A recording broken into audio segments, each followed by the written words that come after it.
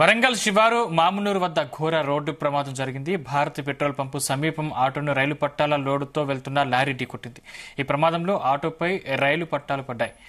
దీంతో ఆటోలో ప్రయాణిస్తున్న 4 మహిళలు, ఒక బాలుడు మృతి చెందారు. మరో 6 తీవ్ర గాయాలయ్యాయి. మృతుల సంఖ్య పెరిగే అవకాశం ఉంది.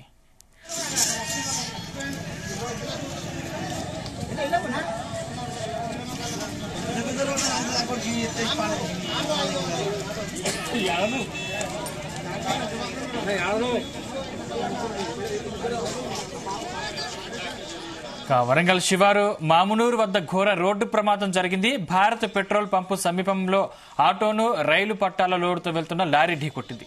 ఈ ప్రమాదంలో ఆటోపై రైలు పట్టాలు పడ్డాయి. దీంతో ఆటోలో ప్రయాణిస్తున్న 4 మహిళలు, ఒక బాలుడు మృతి చెందారు.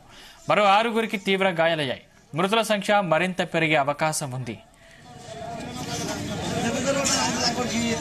ఇదే అంశానికి సంబంధించిన మరిన్ని పూర్తి డీటెయిల్స్ మా ప్రతినిధి శ్రీకాంత్ అందిస్తారు. శ్రీకాంత్,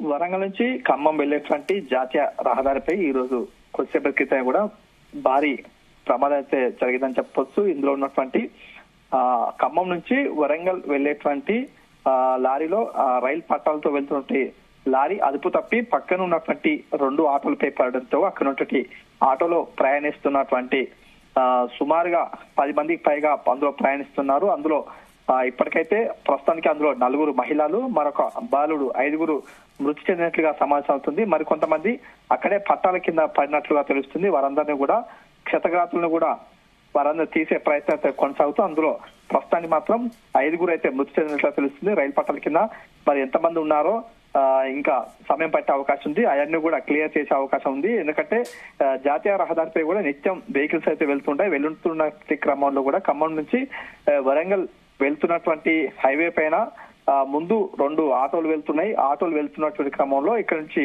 వెనకాల నుంచి కూడా భారీ కటనతో వస్తున్నటువంటి లారీ ఒక్కసారిగా ఆ ఆటోలను ఒక్కసారిగా ఓవర్టేక్ చేస్తున్నటువంటి క్రమంలో ఒక్కసారిగా అదుపు తప్పింది. అదుపు తప్పినటువంటి క్రమంలో అక్కడ ఉన్నటువంటి భారీ వెయిటేజ్ ఉండడం, అక్కడ ఉన్నటువంటి పట్టాలు కూడా భారీ వెయిటేజ్ ఉండటంతో కూడా అక్కడ ఉన్నటువంటి తాడు మాత్రం తెగిపోయినటువంటి క్రమంలో పూర్తిగా అక్కడ ఉన్నటువంటి పట్టాలు ఆటోలపై పడిపోయింది. ఆటోల మీద పడిపోవడంతో ఒక్కసారిగా అందులో ఉన్నటువంటి ప్రయాణికులు ఏం జరుగుతుందో చూసే లోపే అక్కడ ఉన్నటువంటి ప్రమాదం అయితే జరిగిపోయింది. జరుగుతున్న క్రమంలో అక్కడ ఉన్నటువంటి ఆటోలో ప్రయాణిస్తున్నటువంటి ఎక్కువ కూడా మహిళలే ఉన్నారు.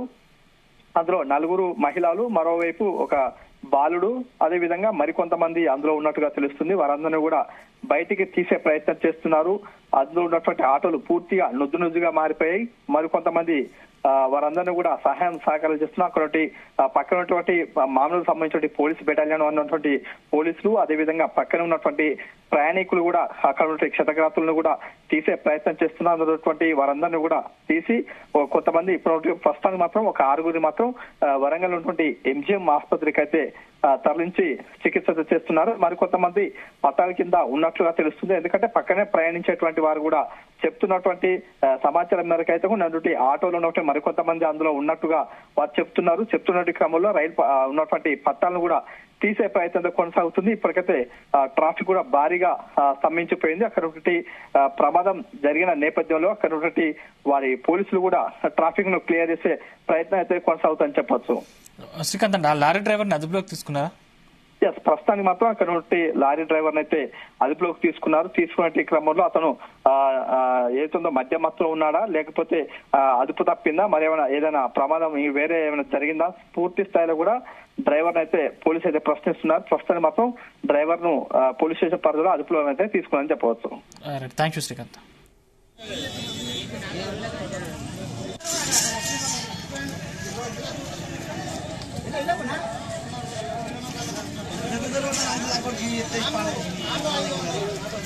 యాదవ్